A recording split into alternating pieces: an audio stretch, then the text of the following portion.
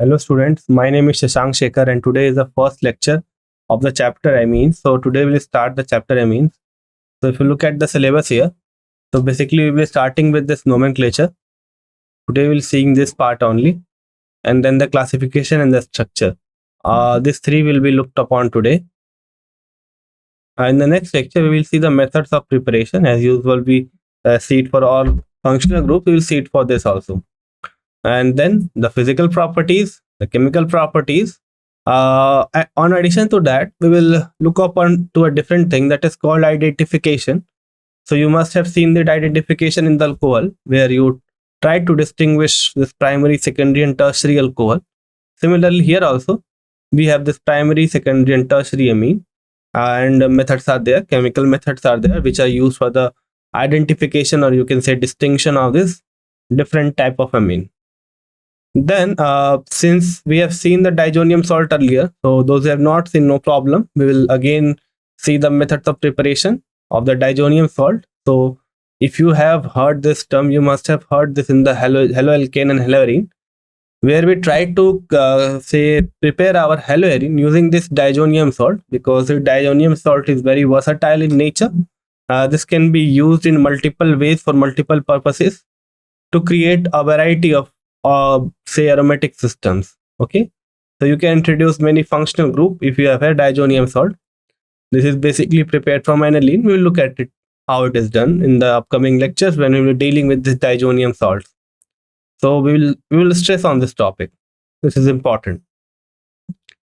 Anyways, so if you look at the topics of today, so first we will see what an amine is, what it looks like.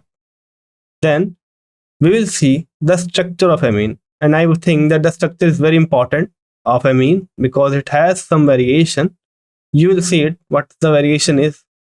Then after this structure of amine, we will move to the classification. As usual, we have the classification for this primary, secondary and tertiary cases depending upon the number of carbon that are attached. Okay, then we will talk about again the nomenclature. So let me make one thing clear.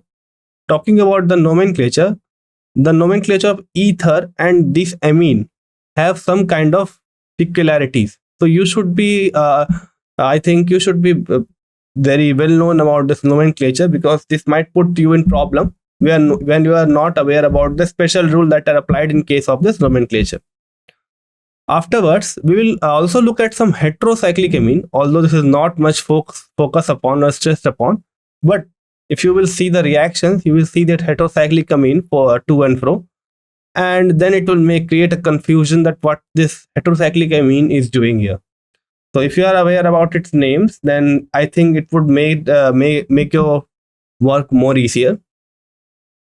At last, I will give you some illustrations of the nomenclature, that how you can name several compounds, in which I have picked up a table from NCERT, and it has enough names that are to be practiced for clarification of the nomenclature. So these are the topics that we will cover today. So first of all, let us see what amine is. So basically, if you talk about what amine is, it is nothing but a derivative of ammonia. What do you mean by derivative, first of all? So derivative means, so what is the structure of ammonia? So its molecular formula is NH3, and it is say it is tetrahedral in geometry and trigonal pyramidal in shape. So this is about the structure. Now if you see ammonia has one lone pair, means it has one nitrogen as the central atom and one lone pair and 3 hydrogen attached to it. So it is formula would be NH3. So this is ammonia. Now what is amine? What is alkyl amine? What is aryl amine? So what do we do simply is we keep on replacing one by one hydrogen, and we get different classes of amine. So it is nothing but a derivative. So by derivative we mean we are just replacing the group and substituting it with a different group to get a derivative of that.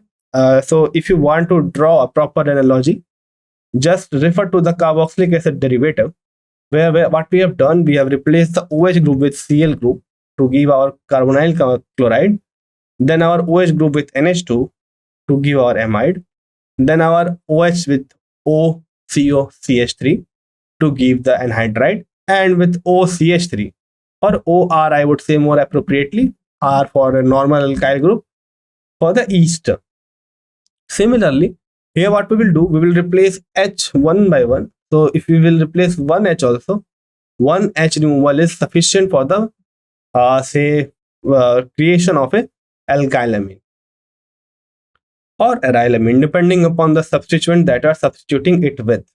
So it can be phenyl, and then it will result in aryl. And if it is a simple aliphatic chain, that alkyl is simple aliphatic chain, then that would result in a alkylamine.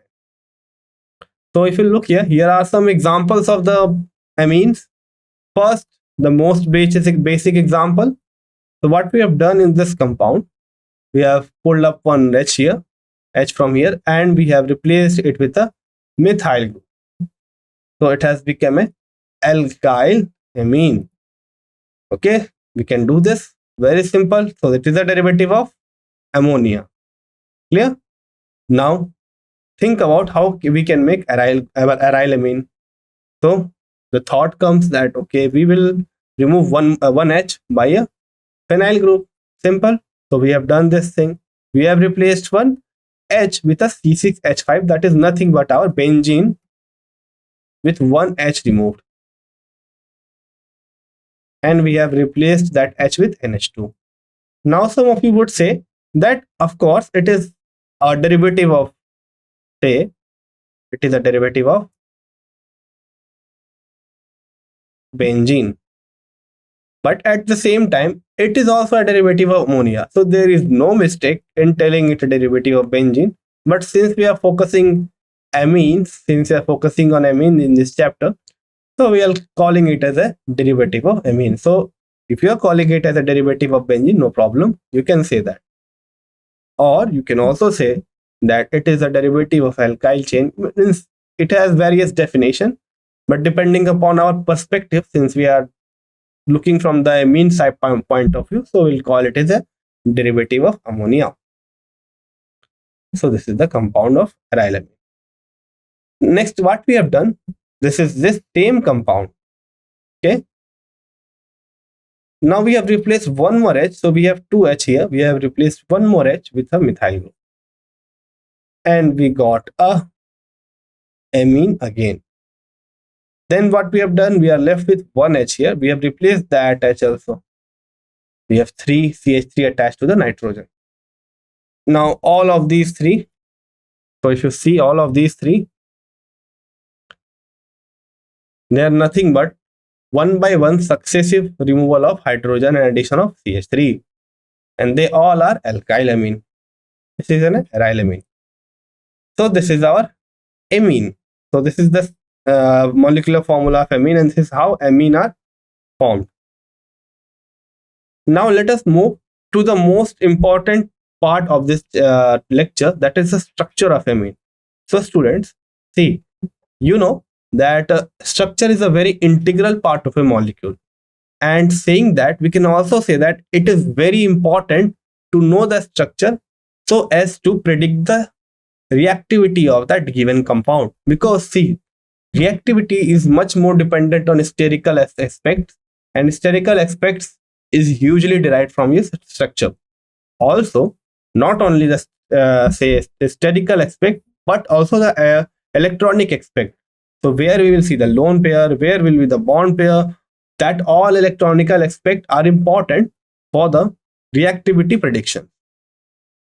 So it is very important to get a clean hand on this structure of amines. So here I have put up a picture of an amine. So if you look here, this is an amine. At the center of this diagram, we have a nitrogen here. So if it is not visible through blue pen, let me use the red one. Okay. Yeah. Here is our amine. Now if you look at this amine has similar structure to ammonia, no different from that. But talking about the parameters, so whether we talk about the bonding and all, that would vary depending upon the alkyl group that is attached to the nitrogen. Now here what we have done, we have replaced H with CH3. What we have done, we have replaced each H with CH3. This example we have seen earlier. So we have drawn the molecular diagram of that, say, previous example. Now it has one lone pair, because if you see ammonia, NH3 has one lone pair because nitrogen has 5 electrons. 3 of them are involved in bonding with the CH3 group. These 3 CH3 group. And the one lone pair is on the top of this. Now, what is the hybridization of nitrogen here? sp3, no problem, no double bond, no nothing at all. Okay, clear. Now, since it is sp3, so what will be the shape of it? Geometry of this compound, it will be tetrahedral. Okay, and now we have sp3 hybridized orbital, 3 sp3 hybridized orbital, this one, this one, this one, and this one. 4 are there. Now out of this 4, 3 are involved in bonding. This CH3 is here. Here is one CH3. Here is one CH3. They're all bonded to the hybridized orbital of the nitrogen. Now the 4th orbital, which is not bonded to any group, it contains the lone pair. So if you want, you can imagine it like this, that there are lone pair present here. But students, let me make one thing clear, that this lone pair are not present in the form of a, say, this dots or any electron mass. They are electron clouds if we talk about it specifically. So this is the structure of amine. Okay, clear? One more important thing, the distinction between the geometry and shape should be clear in your mind. What I said is that, what is the geometry of this compound? The straight answer would be, it is tetrahedral geometry. Okay, but if I ask, what is the shape of this compound, then what you would say? So here you can see that this lone pair is being excluded, then and then only we got a pyramid structure. So this is our pyramid. So this is our base, a triangular base, and one pyramid is laid upon this. Okay, and here is our nitrogen at the top of the pyramid here. Okay, so this is that's why it is called as pyramidal shape. So it is a pyramidal shape and a tetrahedral geometry. Now if I talk about the bond angle, so if you talk specifically about this trimethylamine, so it has 109.5, sorry, it has 108 degrees. Okay, so it has 108 degrees. So here it is given that it is 108 degrees. So basically what I am saying here is that the angle between these two hybridized orbital is 108 degree. Now if you talk about the ideal case, then it would have been 109.5 degree. But since it is not the ideal case and CH3 group is present, therefore they would be experience greater repulsion from the bond pair and the lone pair. Okay, so to adapt a more energy favorable, say, structure, it has adapted say pyramidal shape with a bond angle of 108 degrees. Now this is called as trimethylamine. Now where does this name come from? Think about it.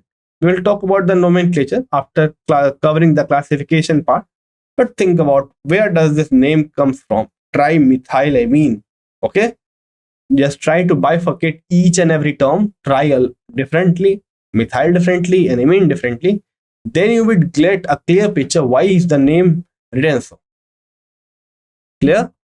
Okay, now since we are done with the structure of the amine, next we will see the classification. So as we have seen earlier also, the classification, here also we have classification.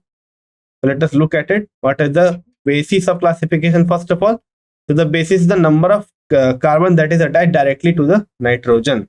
Okay, so let us see. Now, similar to the classification, it is also classified as primary, secondary, and tertiary, which can be also represented as 1 degree, 2 degree, and 3 degree. That will depend on the number of hydrogen atom that has been replaced. So this is the key point in the classification of amine. So let us look at with the help of the definition.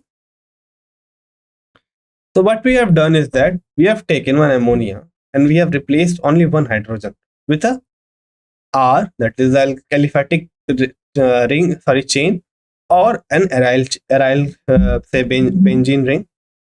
Now, since we have replaced one hydrogen and one alkyl group or aryl group is attached to our this amine, therefore it is called as primary amine or 1 degree amine.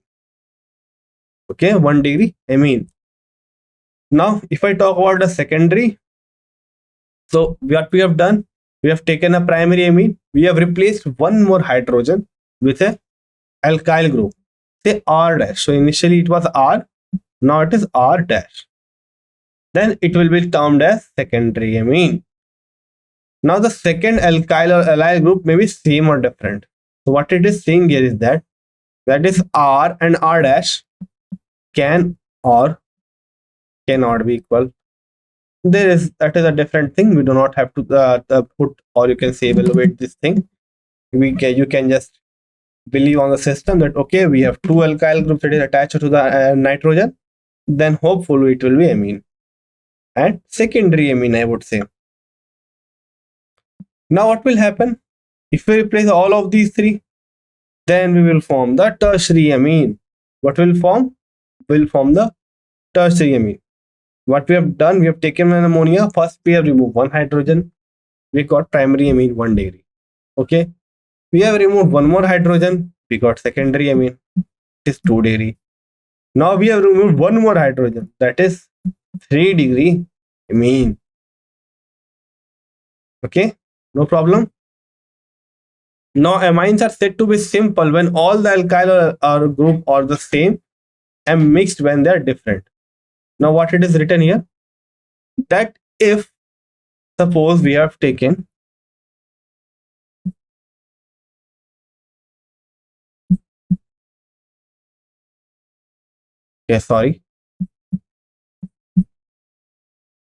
R dash and R double dash. If R is equals to R dash is equals to R double dash, means if all the alkyl chain are same, then it is called as simple. Okay. Now what happens if any of these is not equal? If any one of these is not equal, then it is called as mixed amine. Okay, the same thing written here. So amines are said to be simple when all the alkyl or the allyl group are same, means all the replaced alkyl group and allyl group are same. But if they are not same, then it is called as mixed. So this is the classification of amine based on the nature of the alkyl chain that has been attached to the nitrogen. That is, if all the alkyl chain are same, it is said to be simple. If all the alkyl chain are different, it is said to be mixed.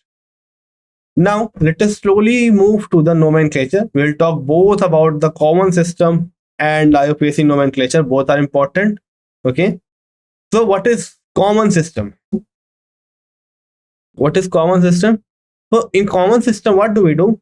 We take aliphatic amine, and aliphatic amine is named by prefixing alkyl group to amine.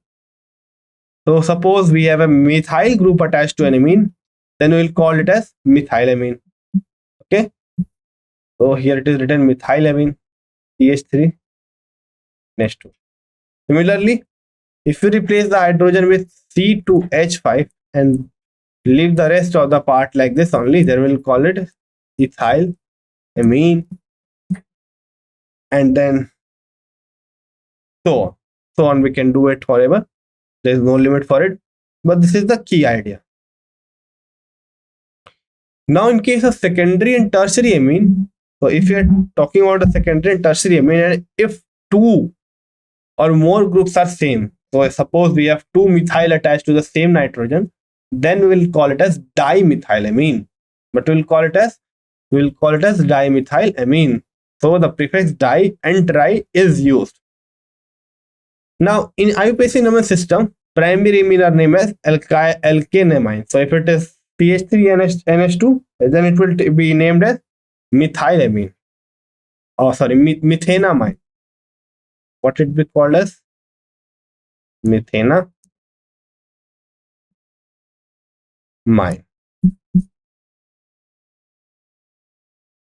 Talking about the replacement of E of L. So we are what we're doing. We're basically say adding one prefix before the name of a compound. Now, if you talk about the IUPAC nomenclature, then they are named in this way, that is alkane amine. If we call the methylamine and if we try to name the IUPAC name of this, then it will be named as methanamine. Okay, no problem. So what we have done, we have taken methane, replaced its E with the word amine. Now what happens if more than one alkyl group is attached to the nitrogen? So if one group is attached, so we add N. We add a prefix N before the name. Okay, to designate the substituent attached to the nitrogen atom. So if suppose it is written N and diethylenamine. So what does this mean? So first of all, it is ethanamine. It is alkynamine. So it is CNH2. This must be so true. Now attached to the carbon, we have two ethyl group, N and diethyl. So that would give us this. Now what happens in case of aryl amine? So in aryl amine, what do? We replace our H with an aryl group. Suppose we replaced earlier with the help of C6H5, then it will be called as aryl group. So the example is here, C6H5NH2. Now it is the simplest example of aryl amine. So it is the simplest example, and its name is aniline. Also, sometimes its IUPAC name is also used, and its IUPAC name is benjamine. The structure looks like this.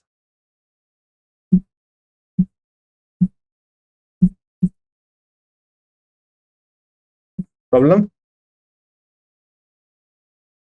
So this is about the nomenclature. Now let us move to heterocyclic amine. Let us see what does heterocyclic amine looks like and what is the use of that. Okay, so let us see it. Now talked about the IUPAC nomenclature and the common nomenclature. Now let us move to heterocyclic amine. Now why I have put this heterocyclic amine? Because you will see this name, that is piperidine or say pyridine, to and fro, and I think that the structure of this should be very clear in your mind, because this names do not follow an appropriate system. They are just the common names. So I have put some important of those here. So let us focus on this or look on this. So if you talk about the aromaticity, you can check the aromaticity also. That would be good exercise for you. So if you try to check the aromaticity of these compounds, okay, and also try to count the number of, say, your electrons, say pi electrons, that are going to the conjugation. So here we have pyrrole, pyridine, piperidine, pyridine, indole, imidazole, quinoline, and pyrimidine. Okay, clear? Now if you want to name a compound, say suppose you are given a compound that looks like this, okay, or suppose we put a CH3 here, so that would be a derivative of this piperidine. Then how you will name it? So you will, first of all, you should be aware about the counting way, how you should count it. So you should start counting from the nitrogen part. So 1, 2, 3, 4. So at 4 position we have methyl. So 4 methyl piperidine. Okay. Again, suppose you have a group, say nitro in this case. Then how you will name it? So 1, 2, 3, 3 nitro, then pyridine. You have to follow the same rules you were following for like toluene or such other. Toluene looks like this. So you were following some rules to name this, and you were telling that okay, we use the toluene name and the name the other compound as a derivative of the toluene. Similarly, I'm using the base name pyridine, piperidine and all. Okay. Now let us look at another say this one. Okay. Now in this case, how I will name it? We have two nitrogens. Now you will confuse that which nitrogen should we start numbering from. So for that, you should consider that nitrogen that is having a less degree. Okay, so this is 2 degree and this is 1 degree. Here we will take, sorry, this is also 2 degree, this is also 2 degree. So if 2 degrees are same, then you will look at the hybridization.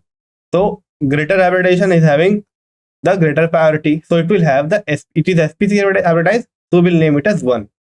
Okay. So it is 1, 2, 3 and so on. Now if you try to name it, suppose we have a CH3 here. So how you will name it? So do not start numbering it from this side, 1, 2, 3, not in this way, only always in this way, because nitrogen has more priority than the CH3 or the methyl group. So it will be 5 methyl imidazole. Now if I ask you that how you will decide the basicity of all of them, then what will be your answer? Okay, so basically I'm asking that what will be the way of deciding the basicity. So think about it. Just try to use different electronic factors and try to think or you can say propose a proper way of say comparing their basicity. We will look at the basicity part later on when we'll see the basicity of aliphatic along with it. But for now, just think about it. Now for that I would give you a start point. Let's suppose you're given two compound, pyrrole and pyridine, and now you're asked that okay, just try to give the say basicity order of this. Okay, just try to give the basicity order of this, but which one is more basic, this one or this one? Similarly, try it for this group. Okay, try it for this group. Or say we are given this compound, like this is H, this is CH3, this is H2. Okay, try it for this compound, that how you will try to basicity, which is the most basic nitrogen. That would be also a good question. Just try to find the most basic nitrogen if you have two nitrogen in the same compound, like this, or say this, or say this one. Okay, try these exercises. We will see to the basicity in the next class for this complex heterocyclic compound also, and for simple aliphatic amine also. Now let us look at some illustration to see whether how this naming goes on. So we'll look at each of this compound one by one. So I will do the rough here. You can try it by yourself. So first of all, we have simple 2 carbon attached to 1 nitrogen. So first of all, give the common name. So I have told you it is named in this fashion, that is alkyl amine, where alkyl is the chain that you have. So we have 2 carbon. So therefore it will be ethyl and amine. This is the common name. Now what is the IUPAC name? So let me write it properly here for you. Okay, yes. So how this was named? I just write the common way of writing this. I will not erase it each time. So if you take about the common name, it is named in this way: alkyl, amine, and it is named as alkanamine. So we are talking about CH3, CH3, NH2. Now, if I talk about the chain, say length about this chain, it is 2 carbon. So it is ethylamine in case of common name. What is the IUPAC name? So this is common, and this is IUPAC. So this will be named as ethanamide. What it will be named as? It will be named as ethanamide. What is the next member? Next member is having one more CH3. One CH2, CH2, and CH3. Now, what will be the IUPAC name? It will be propyl amine, or more appropriately, N-propylamine. Why N-propyl? Because we have a linear normal propyl chain. About this, what will be the name of this IUPAC name? Propanamide.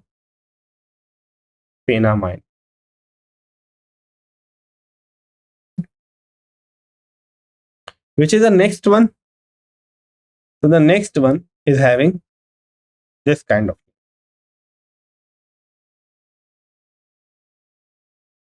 CH3, T, H, CH3, and NH2. Now this is called isopropyl. This group is called isopropyl. So it will be, so its common name will be isopropylamine. And what will be the IUPAC name? So we have, say, three length chain and two at two position. So if we start numbering it, either side we can do it from the either side. So at two position we have the amine. So prop to amine, propan to amine, I would say. We have replaced E with amine. Okay. Let us take the next example. So till now, the three examples that we have seen, so you can also just classify them along with the name nomenclature. So if you see the say about the classification, this all three were primary amine. Now the next one that we are dealing with is a secondary amine. How it is secondary amine? So its structure looks like this. It has one CH3 on left side and one CH2, CH3 on right side, and one NH here. So this nitrogen is now attached to two alkyl groups. So how it will be named? So this will be named the alphabetic order. So we have two alkyl chain, ethyl and methyl. This is ethyl, this is methyl. Now ethyl starts with E, and E comes first in the alphabetic chronology. So we'll write first ethyl. Then we have the methyl. So it will be methyl. And then amine. No problem.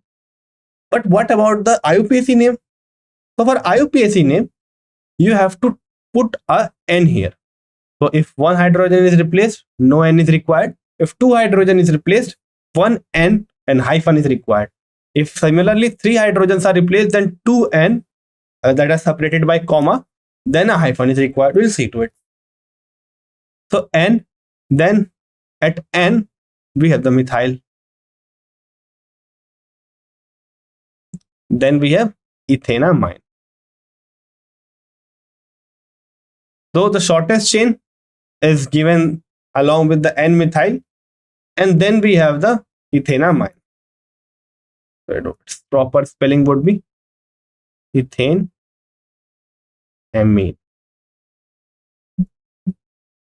What is the next one? So the next one is nothing but now instead of two CH means two alkyl group on the either side, we have three alkyl group, means all the three hydrogens has been removed. So this would be same.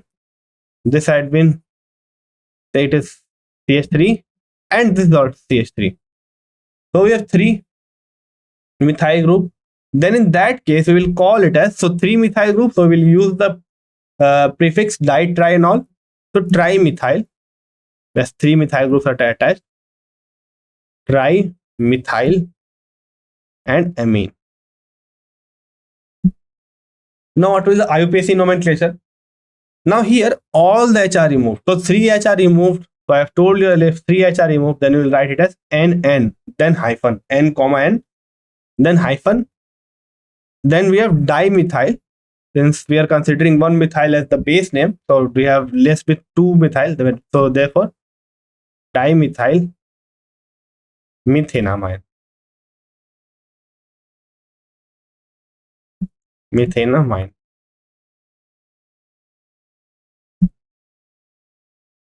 Next, what has been done? We have replaced all three, but with three different type of substituent.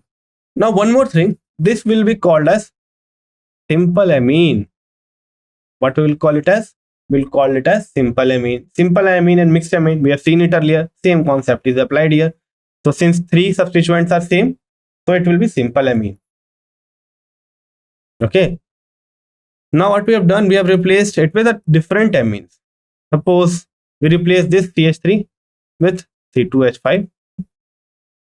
This also with C2H5. But this one with C4H9. So what will be the name of this? So first of all, the common name. So we have two ethyl group and one butyl group. Now B comes first. Therefore, we will write butyl in the next. Okay, so this is a different way to name it. Sorry for that. So when we move to a mixed one, we will follow a different type of nomenclature, not this one. Okay, so it will be similar to our UPSC nomenclature. So N diethyl. So we have two ethyl here. Then the longest chain, similar to our this IUPAC name, that is butyl amine. Similarly, for the IUPAC name, it will be NN diethyl butanamine. Butanamine. Now, what happens if we introduce a double bond in the case of say amine? No problem.